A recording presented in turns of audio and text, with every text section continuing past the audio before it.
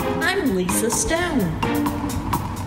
Thank you for joining us for this edition of Parenting Aces.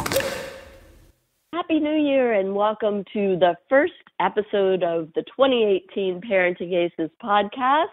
I'm so glad you decided to tune in this week and join us as we jump into some great topics this year.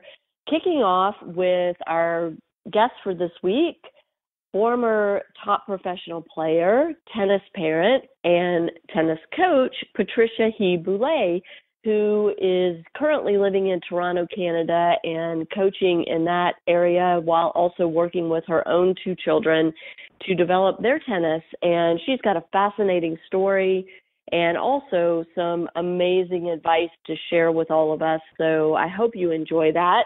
But before we jump in, I want to just give a huge shout out to my son, Morgan Stone, and thank him for the original music he produced for the intro and outro to the podcast. He has recently discovered a passion for music production and decided that he would take a little time to create something special for all of us. So, Morgan, if you're listening to this, thanks so much for the music, son, and I am looking forward to watching your skills develop in the coming year. So now we get into our discussion with Patricia Hy-Boulais, and as I mentioned, she's a former professional player. She originally came from Cambodia, and her history there is fascinating, and she talks a little bit about that in this week's episode. But she is currently living in Toronto, as I mentioned, with her husband and her two children, and is working at a facility up there, the Ontario Racquet Club, where she is coaching young juniors and juniors on the path to elite level tennis. So without further ado, I bring you Patricia Hy-Boulais. Patricia Hy-Boulais, welcome from Toronto to the Parenting Aces podcast. Well, hi, Lisa. Glad to be on air. Thank you so much for the invite. Well, I'm so thrilled to have you because you lend a very unique perspective as a player, a parent, and a coach to this whole tennis journey, and I'm just thrilled to have you here and to have you share with us your experience in our little tennis world. I'm going to start out by asking you to please share with our audience how you got started in tennis and what your experience has been and is currently in the tennis world. Wow. Well, I was actually born in Cambodia. My dad played Davis Cup for Cambodia. And later on, when he moved to Hong Kong, he played for Hong Kong. And I just, how I started picking up my racket, which is by coincidence, like a lot of players. My dad, when we moved to Hong Kong, he was giving lessons on these like public courts where you had to book court a week ahead of time. And if it rained on that particular day, then it's a washout. So because my dad needed, and each person was only allowed to book 1 hour, so my dad would drag me out of bed at 4:30 in the morning to stand in line to book a court, not even for me because I was too young to play, but really for him to take to give lessons. So I grew up in that environment, and it was every day. It was grueling. Anyway, so eventually, and then after school, when they didn't have a babysitter, so I would sit on the court watching my dad teach. So just one day, he had an extra racket. I just picked up the racket and started bouncing the ball. And I was about, at the time, 7 years old, or 7.5 years old. So, and that's how my tennis began. So I actually started tennis in Hong Kong, played through the juniors. My dad was my coach until I was about 15. And when I was 13, I started playing international tournaments. I was ranked 1 in Hong Kong. In the ladies open by that time, and then my dad decided to give the international exposure to my tennis, and so I played the ITF in Asia mainly. And as everyone in tennis knows, when you want to play the Grand Slams, you go through the federation. So, Hong Kong being a speck on the tiny little speck on the map, especially with tennis. So it was I was pretty much the only player, international player they had. So when we entered the Grand Slam, I ended up playing my first junior Grand Slam at Wimbledon when I was 13. My dad didn't teach me to be a pro player, but we certainly, I anyways, lived and breathed and dreamed about tennis. It was 24/7. And so when I was about 15 years old, he felt like he needed to hand my tennis off to someone else more capable. And then I got a scholarship to Nick Bollettieri when I was 15 and stayed there for 3 years until I graduated. And so during those 3 years when I was at Nick, I kept on playing for Hong Kong. And then we eventually had a Fed Cup team from Hong Kong. So I was also ranked, I guess, when I was 16 years old, I was ranked 65 in the world on the WTA. I played for Hong Kong until in 88 when Hong Kong was under the British colony, and we didn't want to be still in Hong Kong when China came back to take over. So in about 1988, we emigrated to Canada and lived in Vancouver. So I did that country switch. So you had to sit out for 2 years not playing for another country in team events. So, but I kept on, but I was able to play for Hong Kong, just not team, for Canada, but just not team events.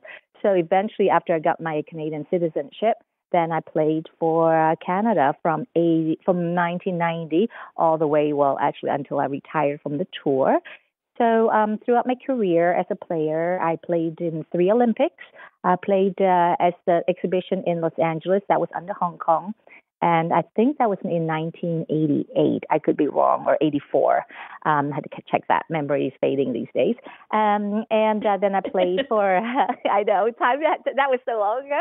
And then I played in Barcelona. That was, I believe, 1992. And then I played in Atlanta. So 92 in Barcelona and Atlanta, I played for Canada. So then when I was able to compete for Canada, then I played Fed Cup for Canada for many years. So that was my tennis career, where played for Hong Kong and then played for Canada. Wow, that's really impressive. I've known you for several years, and I never knew that about you. So this is why I do these podcasts. I always learn something. That's fascinating. So what was the impetus behind your retirement? Did you get injured, or what happened? Well, it was injury.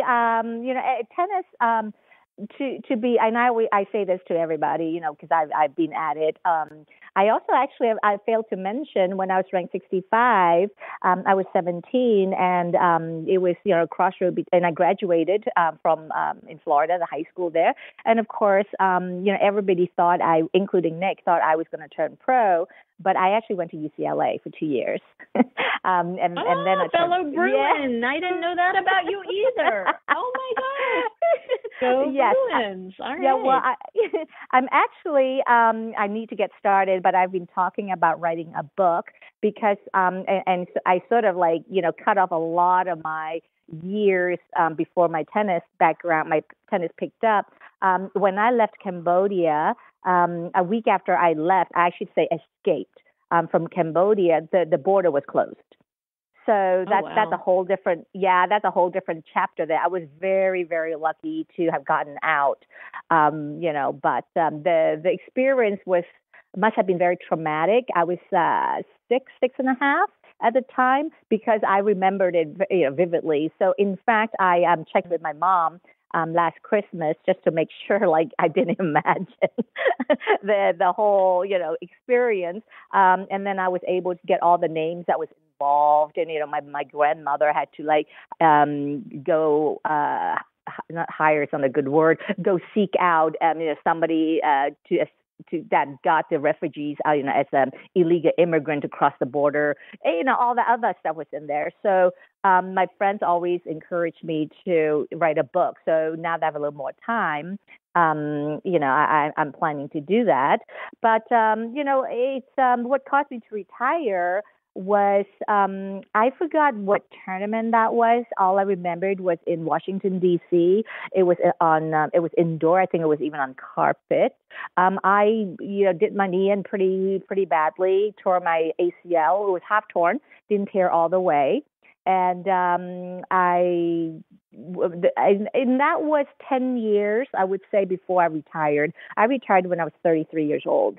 So I was about, 23 when when I did that.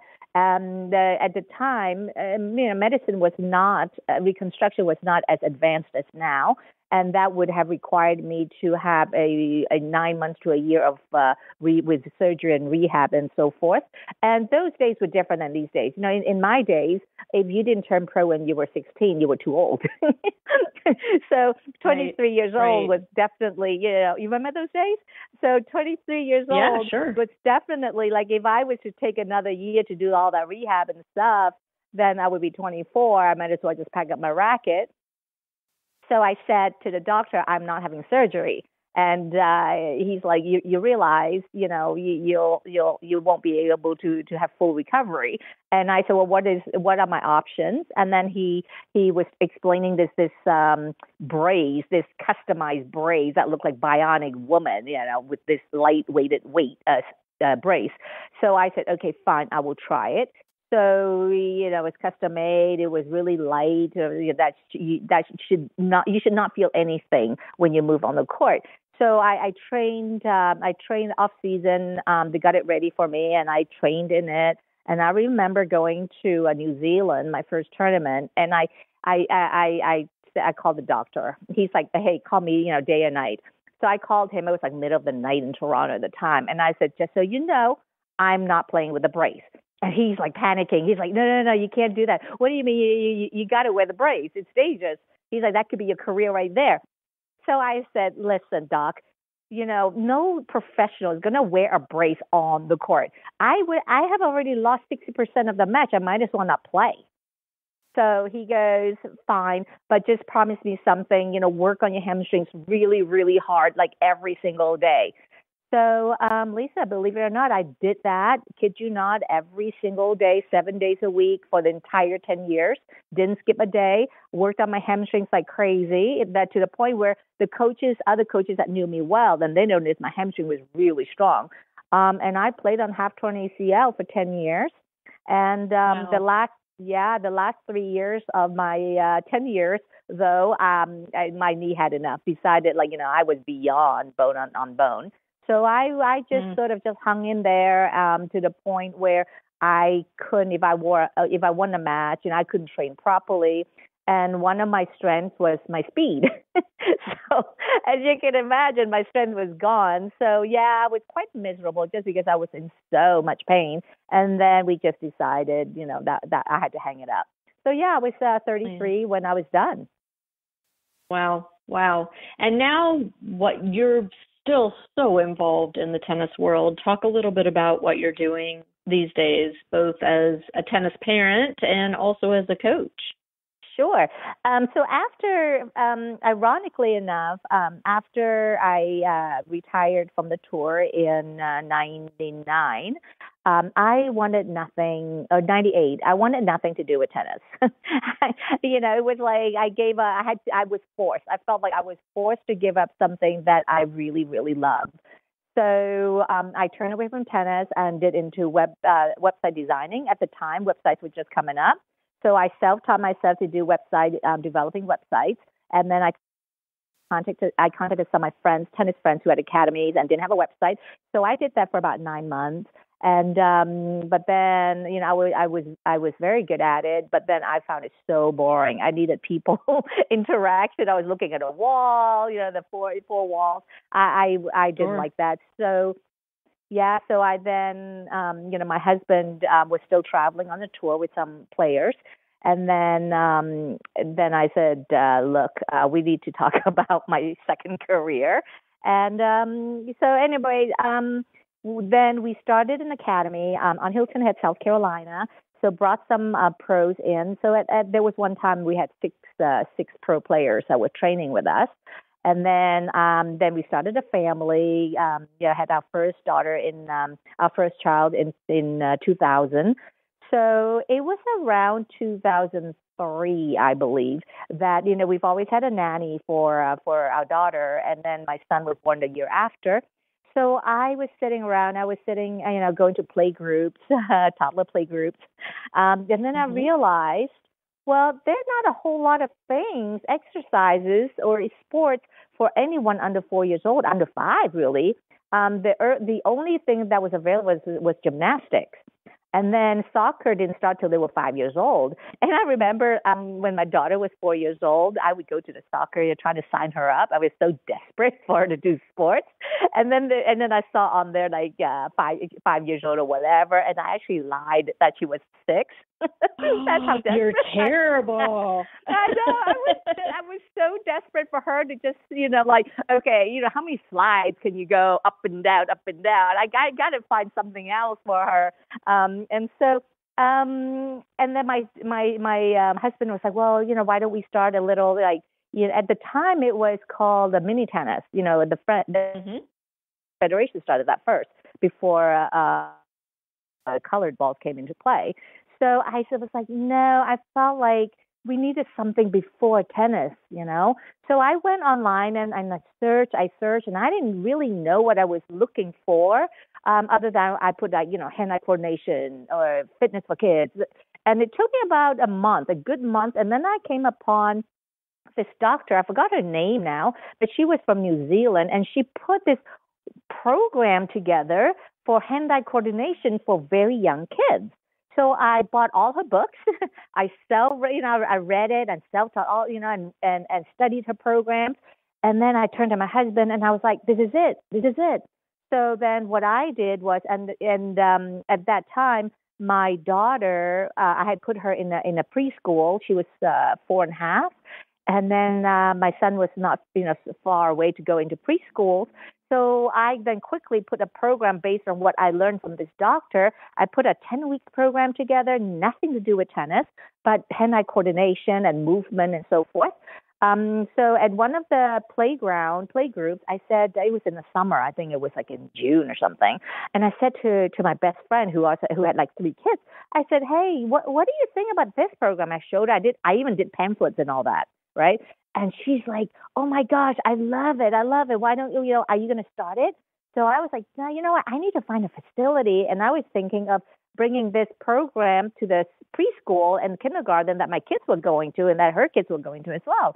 And she was like, well, why do you have to wait so long? You got everything already. You got the program and you got the pamphlet. Why, just go find a space. So her and I, we went out and found these tennis courts, public courts on Mid-Island of Hilton Head. And so we got she's like, I'm going to sign my kids up with you. So right off the bat, I had my 2 kids and 3 of her kids. So we had 5 kids. Great. So I was like, oh, okay. So I went to speak to the manager of this public facility, which is a recreation facility. It's like a YMCA or something. So, and the courts, there were 6 courts. No one ever used it. And they were just too happy to have somebody come and use it. And I offered to pay for the court fee. So we started that, and then I think by the time 2 months or 3 months after, I had 10 kids. So I knew I hit something, and then so I started looking for a teacher. I didn't want a coach because it wasn't a program that needed an expertise, with a coaching experience. I knew exactly what that profile was, so I got the words out that I needed a preschool teacher, actually, who knows a little bit about exercising.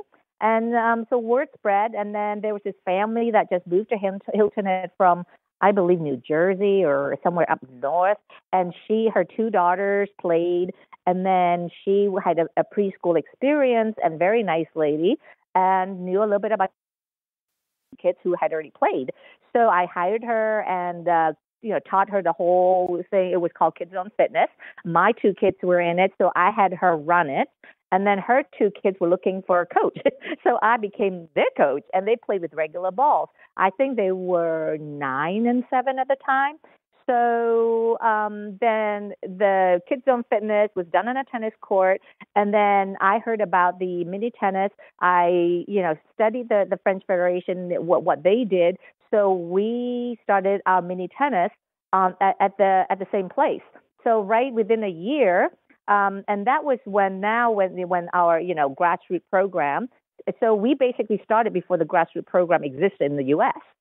And then I remember at that time, the green dot balls were not existing yet. The only place that existed, a country existed, was actually in Canada. So we follow the red balls into the orange balls, and so my at that time my husband decided, wow, I really needed help because the business is starting to take off. So he got tired of traveling. Remember, he traveled with me for 10 years, and then he traveled, and then continued traveling for another 3. So he had it with the traveling part. So he stayed home, and then he did this curriculum for the red balls, how you graduate from there, you go to the orange balls, and then we were stuck. We were like, okay, we knew about these green balls. So he found somebody that he contacted in Toronto, I believe, from I think it was from Prince. Was the first one to come out with it, but it cost us $100 for one case of green balls. Wow. And then, so my kids, of course, had grown, through the Kids Zone Fitness, through the red and the orange, and now we needed the green balls because they were still too young to go into the regular balls. So we just like, okay, we will have one case. So as you can imagine, any time the balls get hit out of the parking of the tennis court, we're like, run, get it, go get it, $5 a ball. I mean, we used those balls till like they were bald, So, that's how I got involved with tennis, and my husband as well, and we became tennis parents. And when they were of age to, play the southern, the lower level of tournaments, so we kept it fun. The very first tournaments they played was in Augusta, I believe, with those colored balls. So it was so fun. And then we knew, though, if our kids ever got seriously into tennis, we may have to look to get out of Hilton Head, South Carolina. Beautiful place.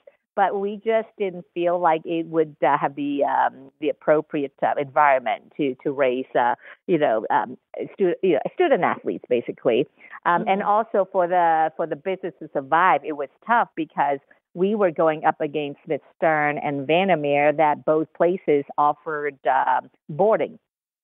And we didn't want, being such a small business, we couldn't go into competition, and the liability was huge.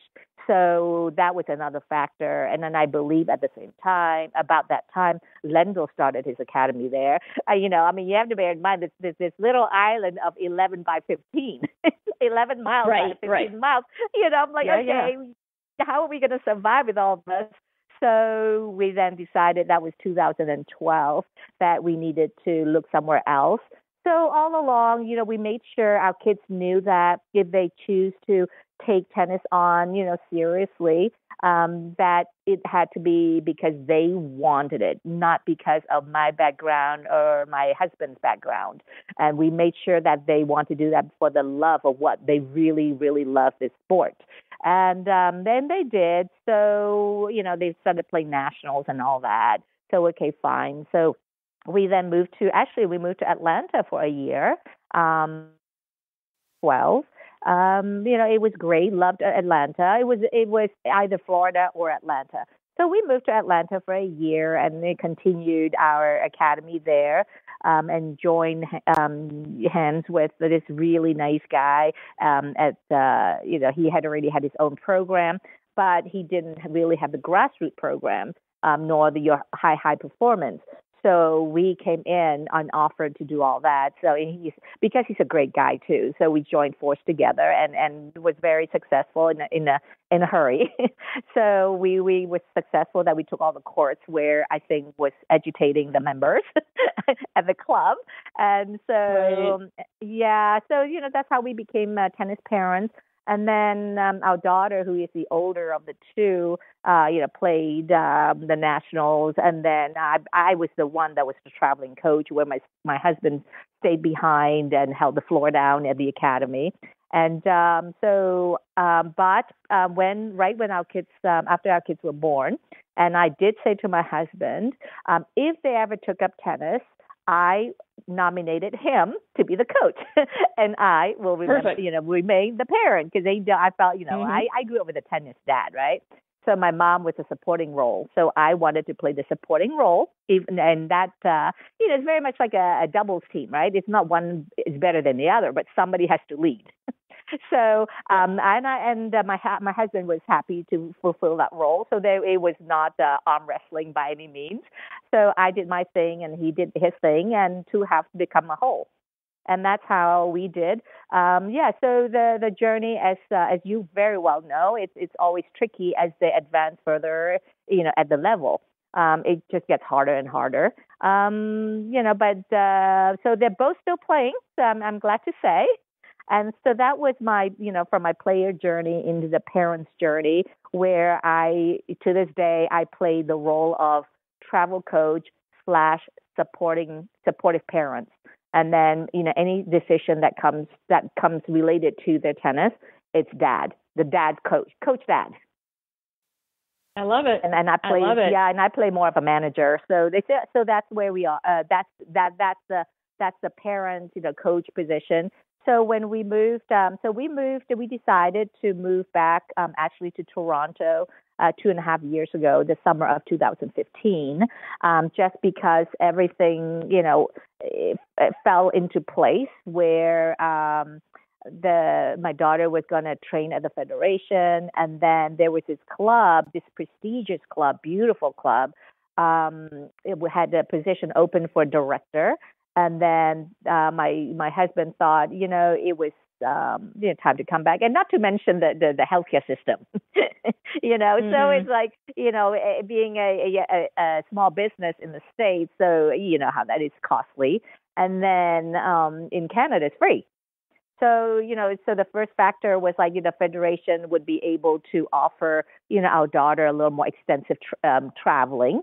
And then, the healthcare comes into play. And then, of course, that director position where my husband could go, he wanted to go into conferences and, speaking and coach education and all that. So that was available for him. And then I came in as the leader of the elite program. So it was, and then, I brought my experiences in, and then I wanted to venture out into coaches education as well. And I'm a firm believer that, we are students in life, that we need to always push ourselves. And I'm always striving to get better and to push myself and go outside the box to do things. So that's when I chose to, speak a little more, go doing conferences and leading the program at the club. And also I was going to start doing the parents workshop at the club as well. So that is where I am now. Well, that's fantastic. And you're traveling all over the world, speaking at conferences and sharing your experience and your story. And one of the things that I've talked about for years with Parenting Aces is how important it is for coaches to have a mentor. Just like, in any other career path, it's really helpful and important to have somebody that has more experience than you, that's been at this a little longer, and who is willing to kind of take you under their wing and help shape you in your professional role. It's crucial for coaches, and I love that you have kind of put yourself out there as a prospective mentor for others who are looking for that type of guidance. Well, it's interesting because while I've been in tennis, if you count, like I was in tennis from 13. I've been in tennis for like 37 years. And the most, 18 of those 37 years, I was on the tour and then became a coach and, business person, whatnot, and a coaching parent. And then what I came to find out is, while I think a lot of the things we say to parents and coaches, they understand it on one level. but there's one common factor I found is that, when you put it on the table, the work that needs to be done, the heartaches that go with it, not a lot of people are willing to do that. And that's what I found. Right. Yeah, and that is why I decided to put that parents workshop in there, because it is scary for parents, because, if you want to do well, really in anything, not just tennis, if you want to do really well, there is a certain characteristics that go with it. And especially in tennis, there's nothing normal, about being, well, that's the brutal, honest truth right there. The parents want normalcy, but there isn't any. You can't have both worlds going smoothly. Right. I heard something really. Especially if you are seeking elite status, that is absolutely true. Yeah. Right. But Lisa, you know what though? I to me, like even in this program, and I've said it from day one, for me is, when you go into this elite status, really we're not talking about just tennis. For me, it goes beyond that. For me, it's like we're teaching kids how to be the leaders, how to be leaders going forward. You know very well the backhand and forehand and skills. You put enough time on the court, you're going to get it. But the perseverance, the values that go with it, it's what all leaders and achievers in this world's going to need, right? Mm-hmm. Yeah, and I had a phone call with one of the parents today, and I tell you, it was so gratifying. This little girl whom I started working with a year ago, I started mentoring her. We have a mentor program within our elite program, because there are 20 kids in the program. I can't take all under 20 kids. So we divide and conquer. So I have a handful of kids whom I do lessons with and mentor outside of the group lessons. And the dad, and she got a full scholarship into this school, which they never thought she would. And the dad said, "You know what the biggest difference was?" He said, his daughter's gone through a few coaches, but with me, it was. She said I was different because she felt confident that I wouldn't walk away from her if she didn't win. Because. Wow.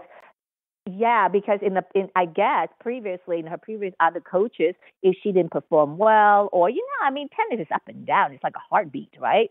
It's not stagnating. It's not all the time. But trust me, she's had some really rough moments. But she always could trust that I was there for her, and for me, and because of that, he said, and she felt the strength that she could leave everything aside, the BS aside, and just work on getting better all the time. And the last 5 months, I've seen such turn of maturity in her. I'm just so proud of her. But with what he told me, though, that was so gratifying, because for me, that's what it matters, is how you touch someone's life more than just tennis. Absolutely. Absolutely. Well, and I think it's, you bring up this very important point. And because the Parenting Aces audience is mostly made up of tennis parents, I just want to kind of hammer on this for a minute, if you don't mind, Patricia. And that's this whole idea of when you are looking for a coach for your child, it's not just about who can teach the forehands and backhands. It has to be about more than that. And your story about this little girl and her dad and what she's learning from you, and your statement of, that the dad said that she wasn't afraid that if she didn't perform well, you were going to walk away. That's huge. To me, that should be a given in the coach-student relationship, right? The student should always feel that the coach is going to have their back, not going to walk away at the first sign of, difficulty or, and I'm using air quotes, failure on the tennis court. Because like you said, tennis is a game of ups and downs. You go through winning streaks and then you go through losing streaks, and it's just comes with the sport. It's just the way it is. And I just think that's crucial. So I want to make sure the parents that are listening to this episode are really hearing that piece of it, that finding a coach that your child knows has their back is crucial. Well, and if I may piggy ride on that, is that, and I say this to my parents all the time of the kids I work with, before I agree to mentor their child, I have a one-on-one, with the parent, and of course, what they want to see out of this, and ultimately, everybody wants their child to succeed, of course, and their child is the most important thing for sure, And then I said, great, but here's my term: you be the supporting parent, okay, and leave the coaching to me. If we can agree on that, then I'm good. I'm good to go, and I will guide you how to be encouraging.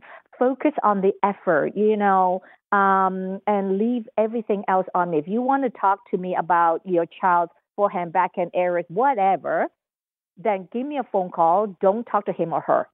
Just be encouraging. And be honest as well. If he or she's tanking out there, don't come up there and in the car ride, oh, I'm so proud of you. You're out. No. That's not fake, not fake praising. It doesn't go anywhere. We're not doing the one just because you show up on clocking the hours. Hey, well done.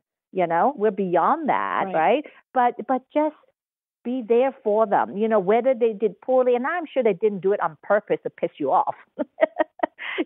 But sometimes they do. Sometimes they do. Well, maybe, but I haven't seen one on my side yet, so I'm going to keep the record going. Or maybe I'm blind to it, Lisa. I'm in denial. But anyway, but I said to the parents, it's very important that it's a triangle. It takes a village to raise an achiever, a leader.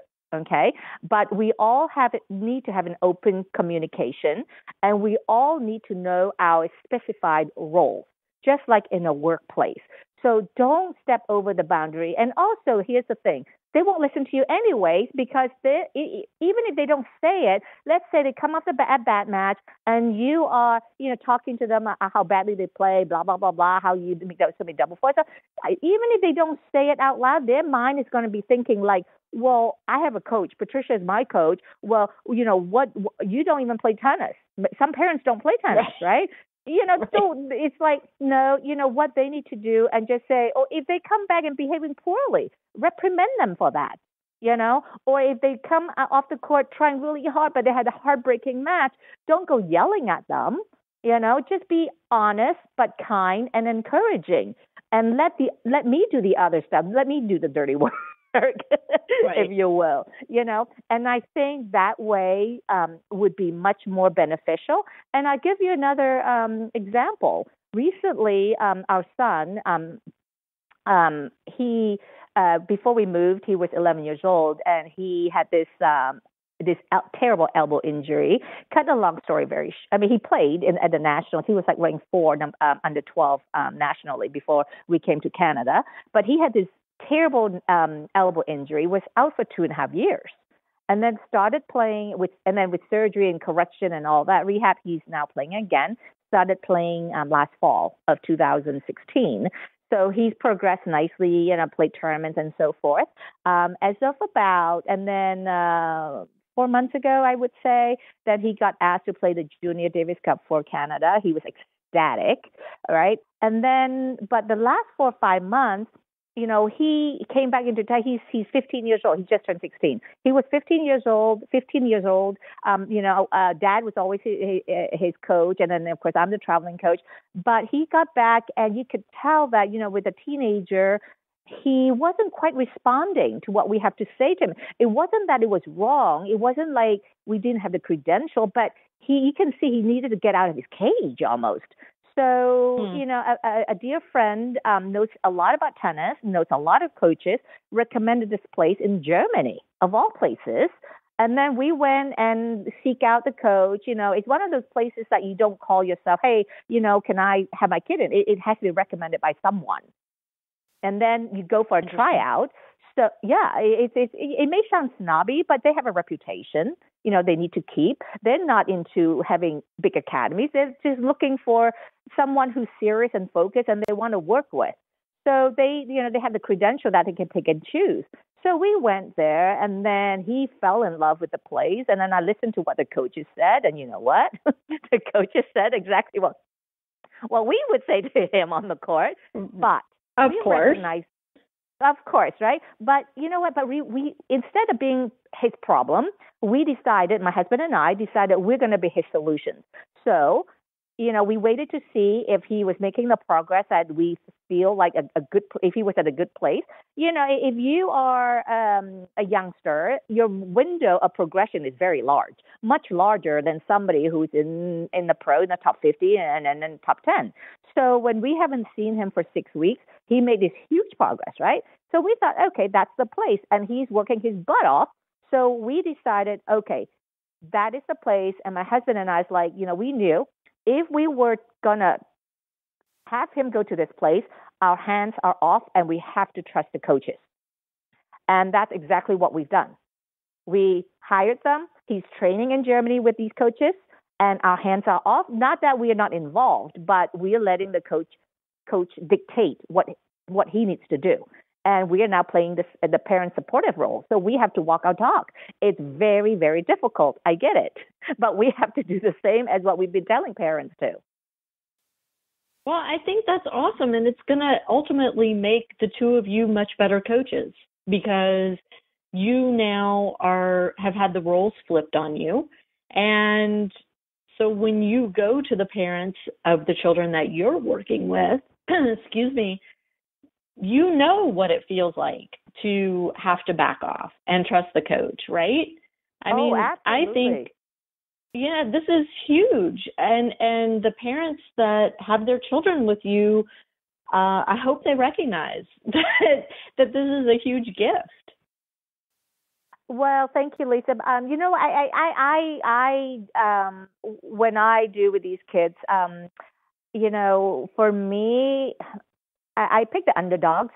If there's any, if that makes any sense, what it means is a lot of the coaches, they want to work with players who are, who's already quite accomplished. If you know what I mean, like the technique looks good, right? And somebody comes and maybe a little, a few pounds, heavier, or like not looking so good, hasn't had the results yet. And that happens between 9 to 11 years old, right? So you don't quite see, but there are some who look really good at that young age. So of course those are goners. Those are quick to go, right? All the coaches are drooling over them. So I tend to, pick the underdogs, because you know what? When you can have a child, when you believe in a child that they can do a lot of things, and then in turn because they understand you believe in them and makes they believe in themselves, a lot of things can happen. A lot of things. And I think that from the parents too, when we say to our kids, like, hey, just go do your best. But then if we're on the side and we're twitching and we are crossing our legs left and right, we're pacing back and forth, I don't think that message is crisscrossing, So it is so important that what we do and what we say, go hand in hand. I think that builds trust, right? It's an unspoken trust that we as parents and our kids, especially the parents who coach the kids, need to be there. And I also think that maybe some players, some coaches, they live the victories through their kids, maybe a little bit. And that's sure. I think that's I've seen it on the tour. That's a very hard breaking, because the parents go absolutely nuts. The things they do, and they end up not having a good relationship. Tennis is going to stop at some point. Your relationship has to carry on for a long time. So the scarring that goes throughout competition, and we must be forewarned and be alert that we are doing it for the right reason too as parents. Oh, I think that's huge. Well, Patricia, we're like 15 minutes before the end of the hour here, and I want to make sure that I give you an opportunity to kind of address this whole issue of being a female coach and being an effective coach as a female for not only female junior players, but also male junior players, and the challenges that presents, and what you think parents need to know about the gender restrictions we seem to put on our children's coaches. Well, I will. The things that I would come up on top of my mind is that fear knows no gender, courage knows no gender, and why I say that is when we go on the court as a player, we're talking about players who start competing. They could be 12 years old. There's that fear factor, right? And then if you could find a coach that could understand, that can understand what the player is going through, and then go 2 steps ahead and anticipate and give guidance, that is the coach that you need. And that coach could be a female or a male, right? And Billie Jean King, whom I'm sure everyone knows. And it's funny enough, when Billie Jean walks, I had the fortune of working under Billie Jean at the team tennis years ago. And of course, the team consists of male and female. And Billie Jean was the coach. I tell you, when Billie Jean walked on that court, it didn't matter, male or female players, ATP or WTA. I could see everyone was paying attention to Billie Jean because she was so passionate with her beliefs of what can be done. And I really do not think there is any sort of difference in female coach or male coach, as long as the motivator, the believer, and the skill factor and leadership skills are in there. And I believe society is making that shift. Amelie Mauresmo had presented that and had proven that she could, she worked with Andy Murray for many years. And Andy, was one in the world. And then you got Conchita Martinez, who's the captain for the Davis Cup, the Spanish Davis Cup, and she did a fabulous job. So I think that, as parents, what we need to look for coaches, don't look at the gender. Look at what is it this coach can help, what your child needs, and match the chemistry between the coach and your player. And that would be, and for sure, the gender differences in this world is a perspective is a judgment, I think, and it's old school. We're moving forward, technology and all that. The gender based, it's still going to be a little bit still there, but it's going to be less and less. And once we set this in motion, I think that in our program, for example, there are 20 kids, and we have 6 boys, and I run the program, and I don't treat them differently. They respond to me just the same as everyone else. So, it's a matching game of the chemistry. That's what needs to be looked at. Not gender, you're saying. Disregard gender and look beyond it. That's right. You got to look beyond it. There are for right now, it's a little lopsided still with the female gender and versus female coaches versus male coaches, but that I think is just a judgment call from society. I think that it's changing. It's changing slowly but surely, and I think in a few years' time it's going to be equal. Well, let me ask you this. Just as I have 2 daughters and a son. My son was my only tennis player, but my daughters were involved in other things, where they had coaches or teachers that were very involved with them. And both male and female. And, we're recently hearing about all of these sexual harassment incidents and sexual abuse and molestation and, horrible, horrible stories. As a parent, and I know it works both ways, but, let's be honest, typically the stories are coming out about males taking advantage of females.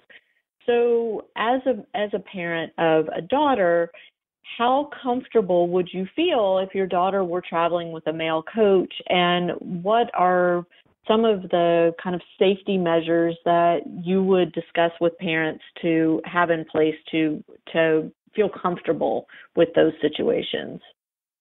Well, a great question, Lisa. So I know with our club, we provide traveling outside of Canada periodically for international exposures, and ultimately, 100% of the parents question, and it's like, oh yeah, I'm going to put a group of going to El Salvador, for example. The very first question is, are you going? Me as in female. Yes, there's no doubt about it that they are more comfortable with me, and then, but we also have, male coaches in the program, and, you have to know your coaches.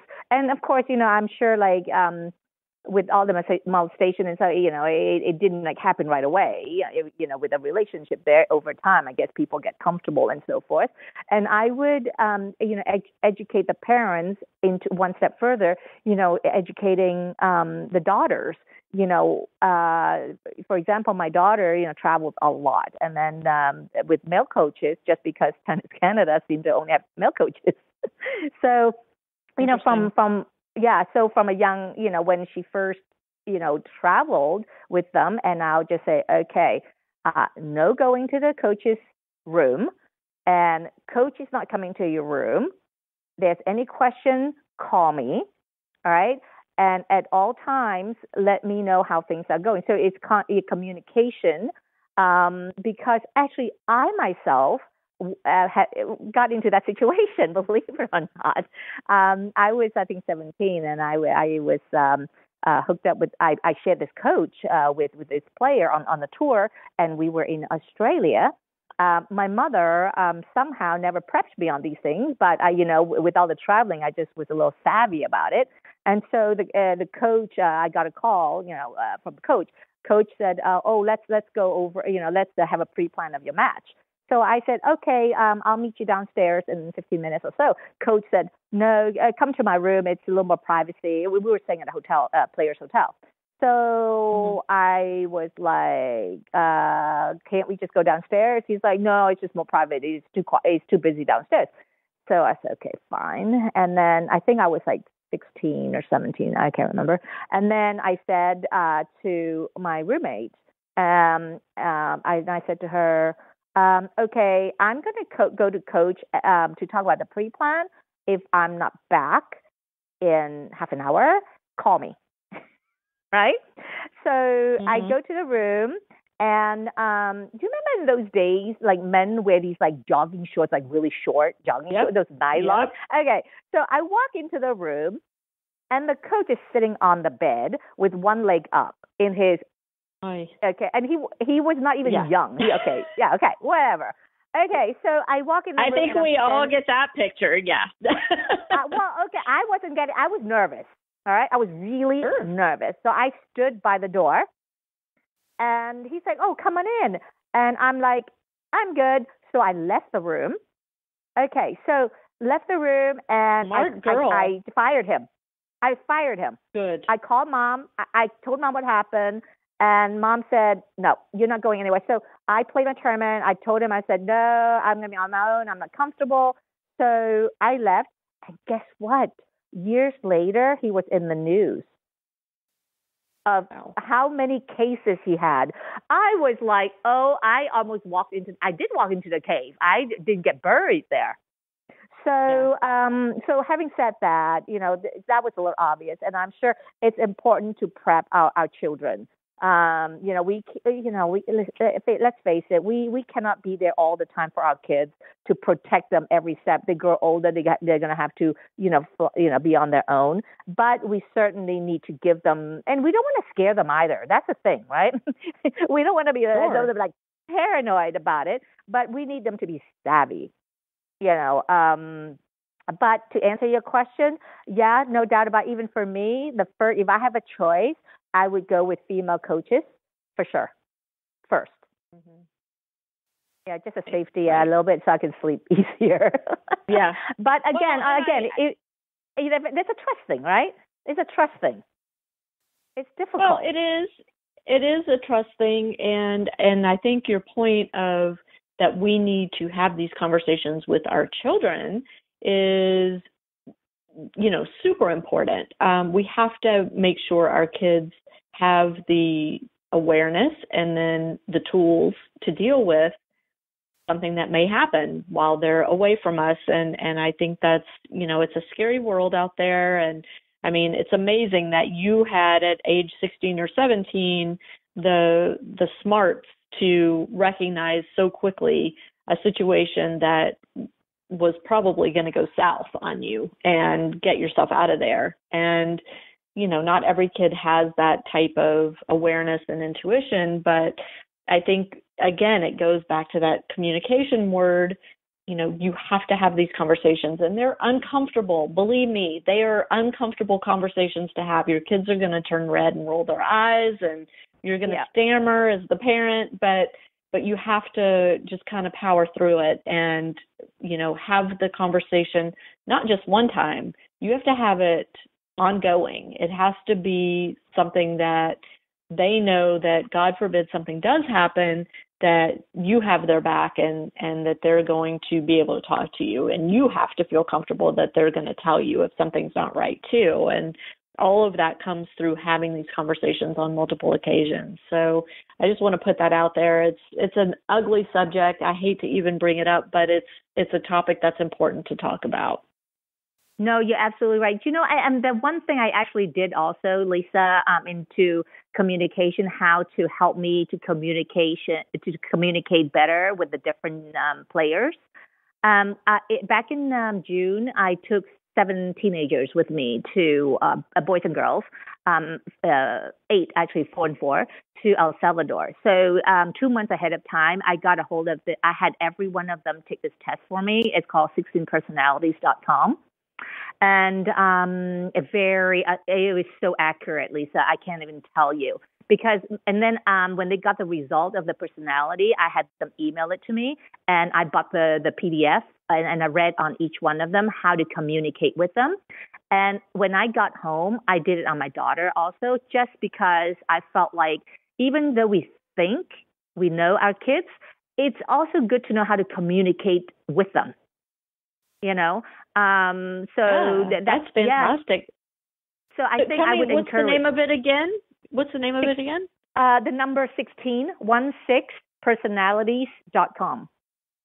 Okay. I'll include the link in the show notes. So if anybody wants to take a look at that, they'll be able to just click through. It is fabulous. It's a fabulous tool. Fantastic. It's free. Okay. Yeah. Awesome. I love that. Well, Patricia, we are at the end of our hour, and you've got to come back on because I've got a lot more questions for you. It would be my pleasure anytime.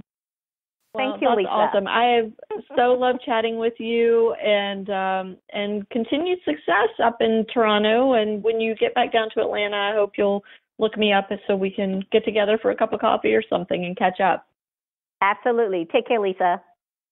Thanks, you too. And to my listeners, thank you so much for tuning in. We'll catch you next time on Parenting Aces. I'm Lisa Stone, and you've been listening to the Parenting Aces podcast.